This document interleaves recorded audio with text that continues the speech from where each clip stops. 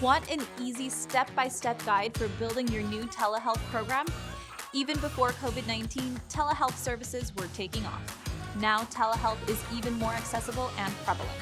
Whether you want to keep up with the times or simply expand your practice to add more offerings, implementing telehealth services into your practice has never been easier. All you need is some careful planning, a modest level of commitment, and a willing attitude. Once your program is established, you can diversify your telehealth options. I'm Alex with Jotform, and in today's video, we'll discuss the steps it takes to implement a thriving telehealth program. Let's get into it.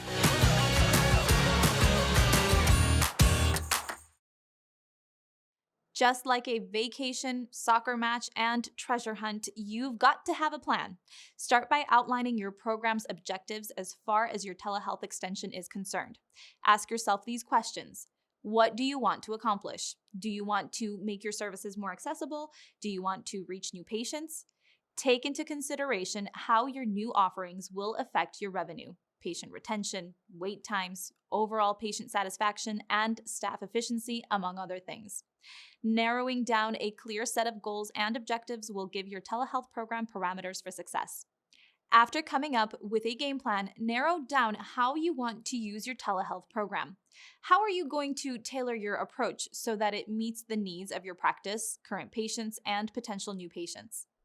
Perhaps you'll block off certain times during the work week for telehealth offerings, or maybe you'll find that conducting telehealth meetings during times when your office is traditionally closed is best. Maybe offering telehealth appointments strictly for follow-up use is the way to go. Whatever you choose, have a clear vision for how you want to use telehealth in your practice. The next step entails getting your staff involved. Telehealth could be a brand new experience for you and your staff. Make sure they're on board and informed from the start. This way, they'll be invested in the success of your new telehealth efforts. Assigning a designated group of employees for telehealth services could be a huge help. This team should be composed of admin and scheduling staff, IT staff, and people from other business functions that might be able to help ease your telehealth transition. Learning about insurance coverage is an important step in starting a telehealth program. Due to COVID-19, the Centers of Medicare and Medicaid Services have adjusted their requirements for reimbursements. This means that far more providers are allowed to offer telehealth programs. It's important for you to take some time to familiarize yourself with the services that are covered so you can plan your telehealth offerings accordingly. While you're researching coverage logistics, you should also look into your state's regulations for telehealth services. Depending on where your practice is, you may or may not be required to have a pre-existing relationship with your patients in order to offer them telehealth services. Another regulation could include limiting the location of the patients you treat. Basically, get up to date on all laws, regulations, and insurance info prior to kicking off your telehealth offerings. Next, you'll want to set up your space so it's ideal for telehealth appointments. You want your space to be convenient as well as effective. Make sure you've addressed these issues before logging onto your first appointment. Make sure your office space is quiet and private. Check for good lighting and that your computer, tablet, or phone has a good camera and microphone setup. Ensure that your technology is easy for staff and patients to use, that it's HIPAA compliant, and that it's capable of integrating with your electronic health record system. Last, you want to figure out how you'll market your services.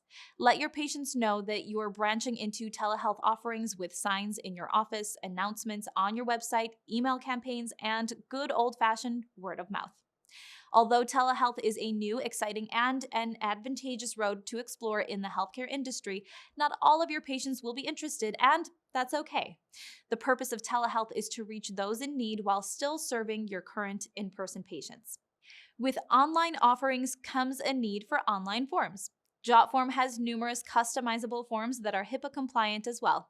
Jotform's telemedicine toolkit has lots of helpful tools such as gathering patient signatures, scheduling patients online, collecting file uploads, accepting payments online, conditional logic on forms, the draw on image widget for faster diagnosis, treating patients from any device, and generating password protected PDFs. Even after the coronavirus has waved its final goodbye, telehealth services will still be thriving. By following these steps, you'll create the necessary foundation for your telehealth program. Let's do a quick review. If you want to start a telehealth program at your practice, just follow these 7 steps. Create a solid plan, decide how you want to use telehealth in your program, involve your staff, learn about coverage in your area, freshen up on state regulations, create an effective and convenient work environment, and market your new telehealth services. Thanks for watching. I'm Alex with Jotform. We'll see you again soon.